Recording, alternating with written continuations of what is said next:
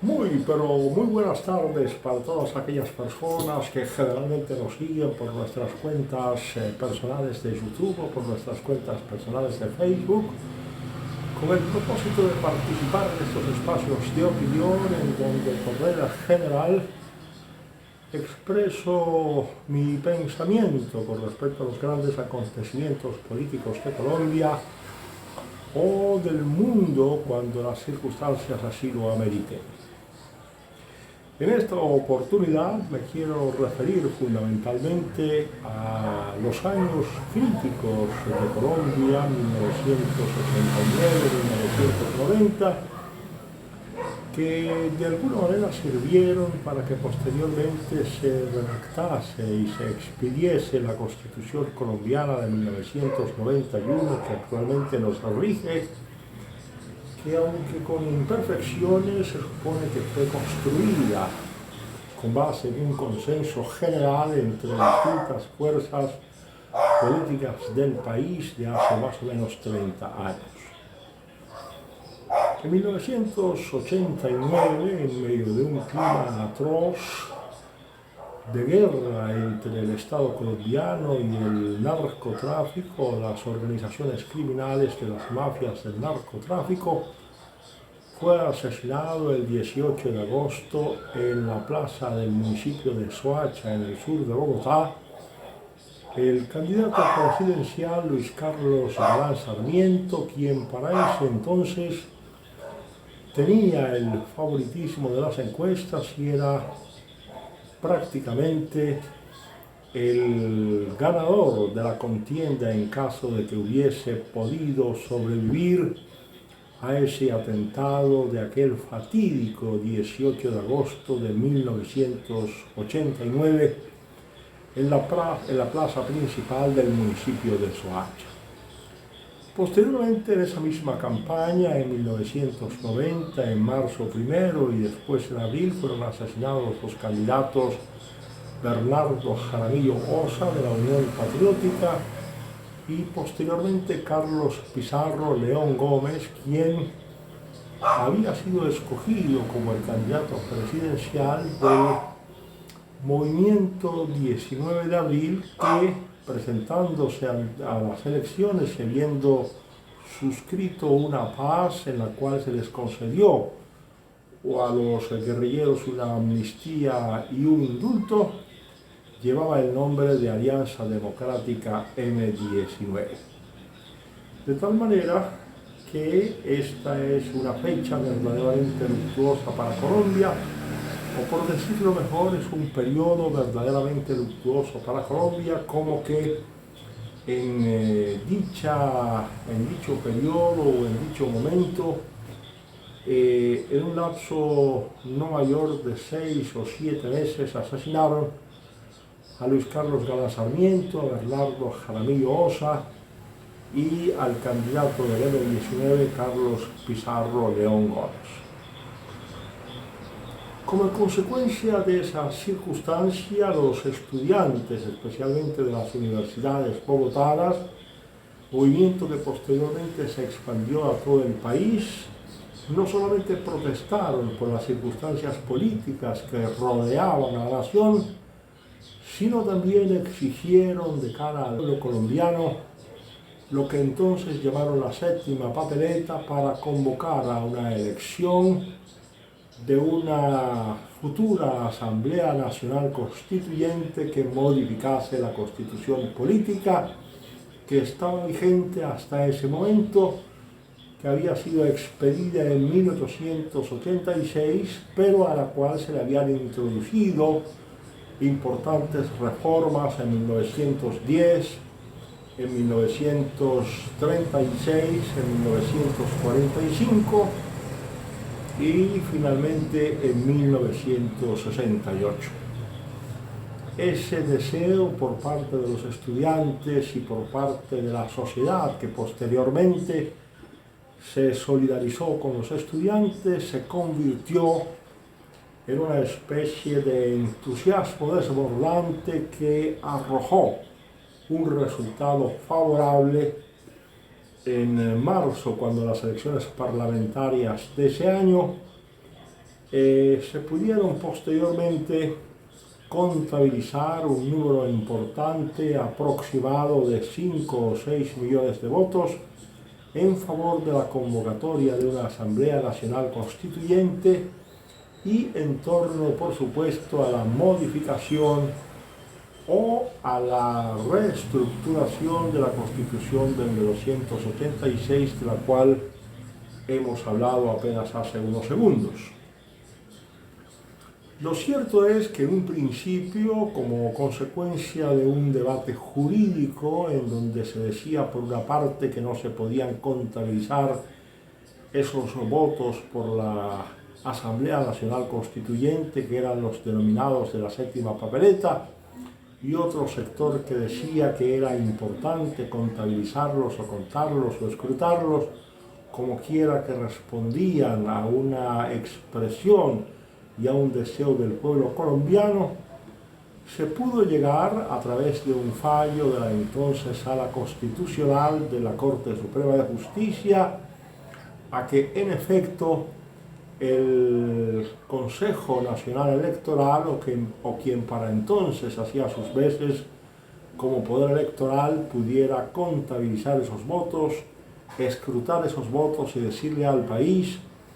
cuánta cantidad de personas o qué número de personas estaban de acuerdo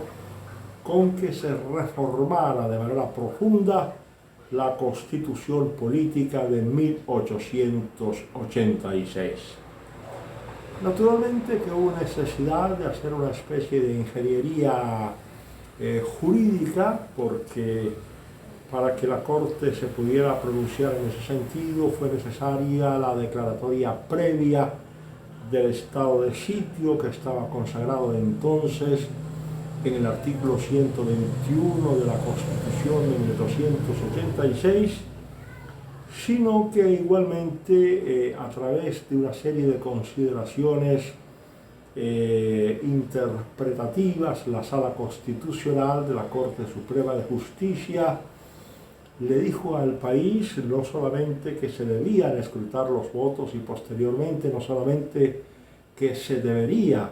convocar a una Asamblea Nacional Constituyente,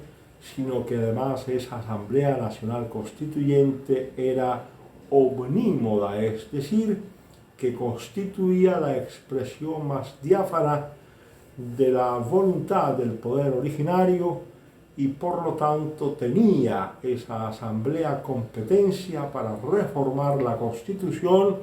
o incluso para sustituir esa Constitución por otra Constitución. En esas circunstancias fuimos los colombianos convocados a elecciones que se llevaron a cabo el 9 de diciembre de 1990 para elegir a los miembros de la Asamblea Nacional Constituyente. Y desde ese momento, es decir, a partir del momento del escrutinio, fue absolutamente claro que tres fuerzas políticas constituían o podrían constituir una importante mayoría en la Asamblea Nacional Constituyente por el número de curules o por el número de escaños que habían logrado en las elecciones inmediatamente anteriores. La fuerza mayoritaria fue para el Partido Liberal, que no presentó una sola lista, sino que se presentó ante la opinión pública a través de lo que se conoció también como Operación Avispa, una serie de candidatos que hicieron mayoría sobre cualquier otro movimiento o sobre cualquier otro grupo político que hubiese estado aspirando a la Asamblea Nacional Constituyente. En materia de escaños o en número de escaños, la segunda fuerza política en ese momento del país fue la Alianza Democrática M19, que ante la muerte de Carlos Pizarro León Gómez estuvo dirigida por Antonio Navarro Wolf, quien había sido el candidato presidencial en el mes de mayo de 1990 y posteriormente encabezó las listas para la Asamblea Nacional Constituyente. Y la tercera fuerza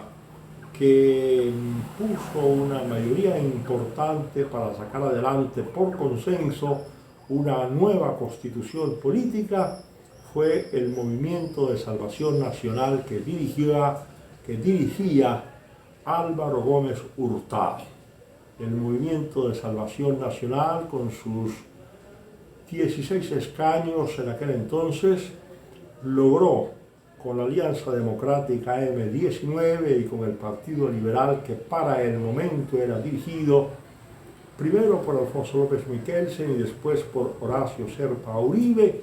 una mayoría importante que permitió hacer con posterioridad a su instalación una especie de alianza, una especie de coalición entre esas fuerzas mayoritarias con el propósito de redactar una nueva constitución.